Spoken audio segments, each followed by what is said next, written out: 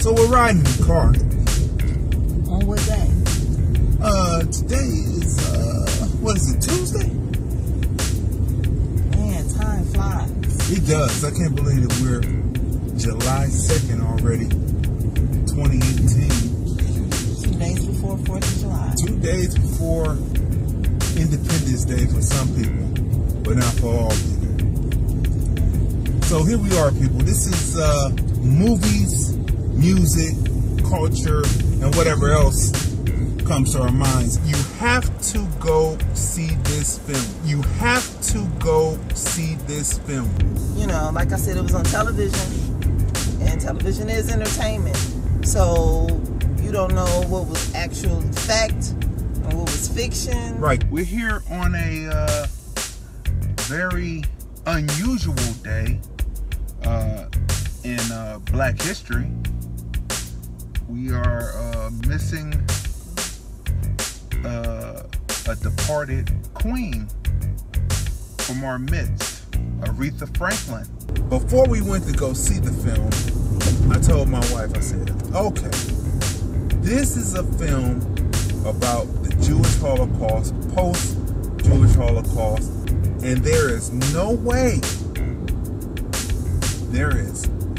that they will have anything in the film that has to do with white supremacy, racism, where it's targeted to black people.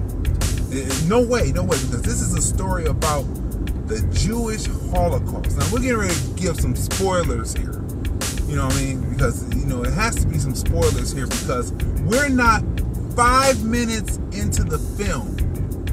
We're not 5 minutes into the film before you get the anti-black reference in the film. So we open up in this small town, middle America. The principal of the school is a black man. Right.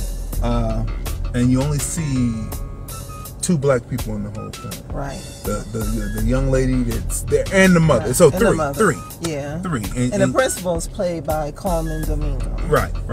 And so you only see 3 black people in the whole town, and everybody else is. You just see the kids sprinkled in. You see them, but they're not the main characters. Consequently, yeah. It's a metaphor.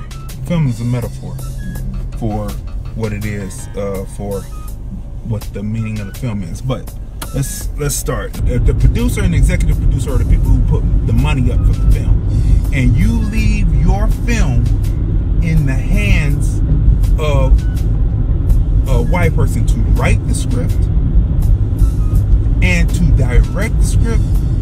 You obviously suffer from, in my opinion, self-hate. So the audience participation in the film was on point, and we're sitting there watching it. And I will have to tell you this, the truth, Wes, though, on some of the scenes when, especially the fight scene between the police officer and the characters of Tay Diggs' character, and that people were in there just chuckling a little bit because it seemed unrealistic. So I just got to tell you did they just laugh because they thought it was funny seeing George Lopez? No, because George Lopez, comedians are some of the best dramatic actors because most of their comedy comes from the pain that they have suffered. So when they get a chance to play a straight character, they're some of the most dramatic actors. So that wasn't it. It was just certain things about the fight scenes that weren't realistic. What's going on, people? This is Crazy Dee. Tracy. And you know, we are the film review. Movies, music, culture, and whatever else comes to our minds. We are the husband and wife team. And do we have a great review for you today? Yep. That's right. 2 great movies. Well, 1 great movie and 1 great album. Yeah. And we're going to be talking about both. This is another great installment of the film review. Movies, music, culture, and whatever else comes to our minds. We are the husband and wife team. I'm Crazy Dee. I'm Tracy. And we review culture and movies, music, politics and society. And do we have a great show for you tonight? Yep. Because we are recapping what we've done and also looking towards the future in 2019. Right. Just like Black History Month, we heard of Louis Armstrong and Duke Ellington. And speaking of Duke Ellington, he because we did research after seeing the film, watching the film. He also did a tribute to Bolden as well. He was well known and still is in the jazz community throughout the world. They did a tribute to him in Britain as well, in Ireland. So he's well known. So when we learned about him, hey, Lil Black. When we learned about he's a great poet, right? Yeah. When we learned about Bolden and saw that preview, we had to go see him. We had to go see it. So, okay, but the thing about it, what stood out is like all of the, Bolden is this great musician, right? Great musician. So then he's dealing with a lot. It's well written. He's dealing with his manager who supposedly, in a weird type of way, has his best interest at heart. Looking at him kinda as a commodity. Right. And then on the other hand, he's dealing with these two different races, white men, who are out to destroy his life as well as his career. Right? So all of this, in the midst of this crazy storm, he has a mental illness that he's dealing with, right? Which all of this, I mean, it's just a beautiful film, well done, and your heart really, really goes out to Bolden. Because it's just like so sad, you know. Yeah, it's sad. It's just it's sad. It's a sad story that seems to play over and over again. But so, like I told you, they used the drugs for twofold. First, they wanted to stop the upward mobility. How do you stop the upward mobility? Get the female, the black female hooked on it, and then you can also use them sexually. And this is what you see in the film, because the character, the Judge Perry character, says, destroy the soul and you destroy the man. Right, and he's, that's right. Now, what's funny? Oh, you know, hold on, I left out another thing. This is another part of the film. This is a great film.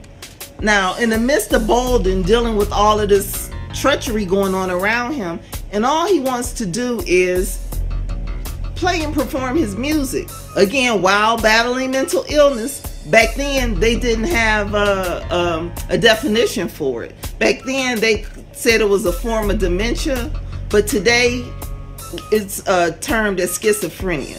The story writing, the narrative, beautiful. The way that they pull back the layer of the onion. We have a term for it here at the film review. We call it, let me find it. It's called Elements of the Onion. That's the new the new phrase that I've coined. The elements of the onion. Peeling the onion back and exposing. At first you see these characters and they're one-dimensional because they're just talking. But then as this movie moves on, the pacing incredible. You start to introduce on what these particular persons do for a living, Then you're introduced to a funny character, a comic relief character, played by Mike Epps, which is Bobby. You're introduced to him, and you realize in the story that these two men are basically homeless. We are celebrating, and you want to know why we're celebrating, people? Special birthday. It's a special birthday. Yes. Let me tell you. Happy birthday, hip hop. Happy birthday, hip hop. I believe hip hop has turned 45. Wow. For people who have just tuned in, we are talking to Deshaun Snow. We are talking to Big Coco, Wayne Powers. Wayne Powers is on the show today. First of all, we're talking to the director, writer, producer, actor in Doubting Thomas. Also, we're going to be talking to Dr. Monique Morris about a film called Push Out. You got the wrong label, but this is the 90th episode of the Film Review, Movies, Music, Culture, Politics, and Society podcast. We're your hosts. I'm Crazy Dee. Tracy. And we review movies, music, culture, politics, and society. And do we have a great show for you today? Our guest that's coming on very shortly is Keith Lee from Stockton, California. We have Foster Corder, T. West, Pharaoh Said That, David A. Arnold. Hello, Viva Las Vegas. How are you doing today? I'm good. I'm really good. We appreciate you interviewing with us. You better. Okay.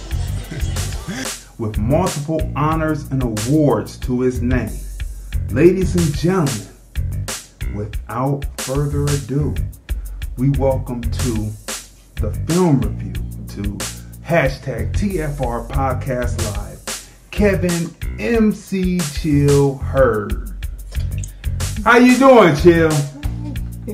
Wow, what's going on? Talk to me. That was nice. The Film Review, Movies, Music, Culture, Politics, Society podcast, interviews, movie reviews, and more. Live Sundays at 5:30 p.m. on the Film Review Live channel. Subscribe. Hi, this is Bernadette Stanis, Thelma from Good Times, and you're watching the Film Review.